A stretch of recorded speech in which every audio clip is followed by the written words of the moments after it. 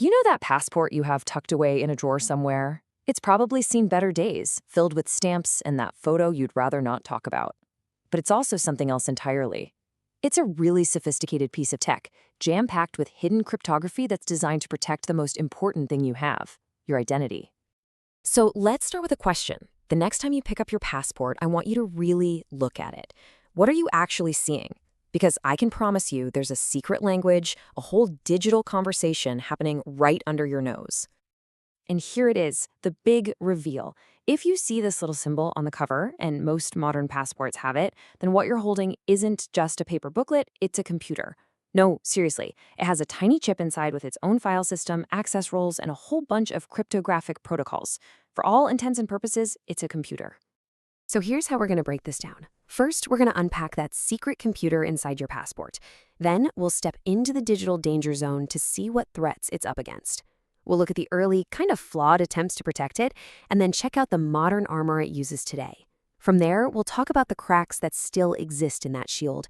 And finally, we'll take a look at what might be the next chapter for your digital identity. Okay, first things first. Let's get the official lingo down. We're not just talking about any old passport. We're talking about something called an EMRD. So what the heck is an EMRTD? It stands for Electronic Machine Readable Travel Document. That little chip holds a whole file system, organized into things called data groups, or DGs for short. DG1, for example, has all the personal info you see printed on the page, and DG2 has your digital photo. It's basically a perfect digital copy of your physical ID. But you might be wondering, why go through all this trouble? Well, the moment you make something digital, you open it up to a whole new world of digital threats. And that's the danger zone your passport has to navigate every day. What's really fascinating is how security experts think about these threats. They basically split them into two camps. On one side, you've got the attacker who doesn't even have to touch your passport. They're just nearby, trying to skim your data or track you. But on the other side, you've got the attacker who actually gets their hands on your passport. And their goals are way more serious: forging a new identity or making a perfect digital clone. So, let's meet the bad guys, the four digital villains this whole system is built to stop. You've got the eavesdropper, who's trying to listen in from a distance, the forger, who wants to create a fake identity from scratch, the cloner, who's trying to make a perfect digital copy, and finally, the tracker, who wants to follow you wherever you go. Now, to fight these villains, the engineers came up with a first line of defense. But like any version 1.0, it had some pretty big bugs. The first attempt was called Basic Access Control, or BAC. The idea was actually pretty simple, maybe a little too simple. You know those two lines of garbled text and numbers at the bottom of your passport's photo page? That's the Machine Readable Zone, or MRZ. BAC used the info in the MRZ, your passport number, your birthday, as the password to encrypt everything.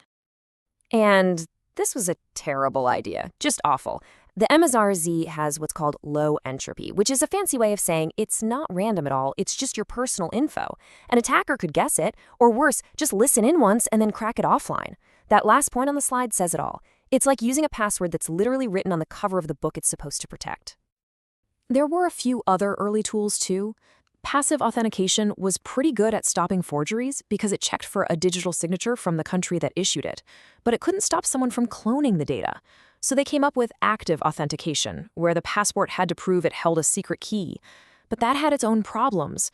The whole first draft just wasn't cutting it. So yeah, version 1.0 was a bust. It was time for a serious upgrade. And that's where the modern armor of passport security comes in, a system called Extended Access Control. And this slide right here shows the brilliant leap forward. The modern replacement for BAC is called PACE. The genius of PACE is a really subtle but absolutely critical shift in thinking. The old BAC system treated that weak MRZ like it was the actual encryption key. PACE is much smarter. It treats the MRZ as just a one-time password that's only used to kickstart a much more secure conversation. So here's how it works. In a nutshell, the passport and the reader use that weak MRZ password just one time, right at the start, to securely agree on some random numbers. Then they use those numbers to do this really powerful crypto magic called a key exchange, which creates a brand new, super strong secret key that only exists for that one conversation. The MRZ isn't the key to the treasure anymore. It's just the key to the front door. The real vault is built on the fly, just for you. So the modern security suite is a whole toolkit, right? Paste replaces back to shut down eavesdroppers. Then there's chip authentication, or CA, which replaces the old system to prove the passport is real and not a clone. And on top of that, they added a new layer called terminal authentication, which makes sure that only trusted, authorized readers can get to your most sensitive data, like your fingerprints or iris scans. Okay, so this new armor sounds pretty tough, right? Well, not so fast.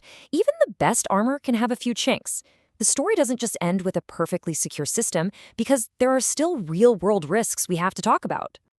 And this quote from the official guidance basically tells you everything you need to know about the biggest remaining weakness. It's not a bug in the chip, it's us. It's how we use our passports. The advice is crystal clear. Don't just hand over your passport to anyone unless there's a real legal reason to do so. Which leads us to a question we've all faced. What's the big deal about letting the hotel front desk take your passport for a few minutes to scan it? Well, you're potentially handing over the one piece of information that can start to unravel all this incredible cryptography. And here are the real-world results of that scan. The MRZ is still the skeleton key. Now, even if someone has it, they can't break the modern PACE security to read your private data, but they can use it to ping your passport and track your location. Worse, a digital copy of your data page might be enough to fool a system that's lazy and only does the most basic security check. And on a bigger scale, researchers have even shown that different countries' passports have unique electronic fingerprints, which could open the door to mass surveillance. All of this really points to a much bigger conversation. As more and more of our identity becomes digital code, what does the next chapter in this story even look like? Well, one possible future lies in this incredible technology called zero-knowledge proofs. It sounds like science fiction, but just imagine this. You go to a bar and need to prove you're over 21. Instead of showing an ID with your name, address, and exact birth date, you just prove the fact that you're old enough. That's it. That's the promise of ZK proofs, proving something is true without revealing the data behind it. But, and you knew there was a but coming, this amazing new technology brings its own set of brand new problems. See, for an app to generate that proof, it might need to access all of your passport data for just a second. So who do you trust to do that? What if the place you're showing the proof to only does a basic check, and a bad guy uses a stolen copy of your data to create a fake proof? And in a world of screenshots, what stops someone from just copying the proof itself? Which really leaves us with one last big question. We've come a long way from simple paper booklets to these incredibly complex cryptographic systems. We've placed a huge amount of trust in the technology that defines who we are. So as our identity continues to become nothing more than pure code, the most important question we have to ask is, who do you trust to write it?